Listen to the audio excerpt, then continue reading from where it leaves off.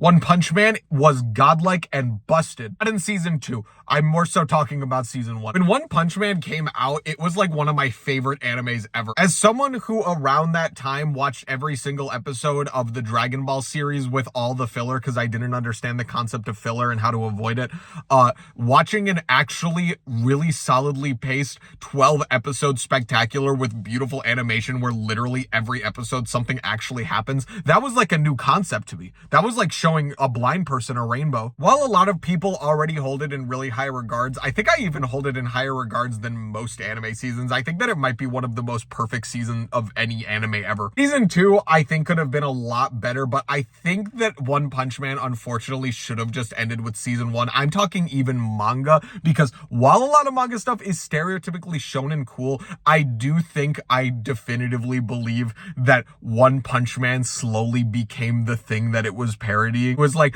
oh, let's make parody of concept. Wait, but if we use this parody and concept to actually be the concept, it could be even cooler. And I'm like, no, just make it be the parody. And for instance, I'm not even someone who thinks that One Punch Man is like a plain concept, or it's just like, oh, it's just the joke show. I actually think it's deep. This might sound like such overanalyzing, but I think it's a really interesting take on like the concept of depression and the idea that like when you have nothing more to strive towards, that does send a lot of people into like a depression. And so like it really just shows that like the journey is the most important part of everything, and like the destination is just like definite, so it doesn't matter. Don't rush your dreams. Like when he gets to the end of his journey and he's the strongest, like he never got to enjoy the parts where he actually got to have epic battles and everything, and like that he completely acknowledges that like that's his entire struggle. I think it's a little weird to just be like, oh, he killed him in one hit, so it's a joke show and it doesn't do anything serious. I don't know, that to me it just kind of comes off like reading Animal Farm and be like, oh man, those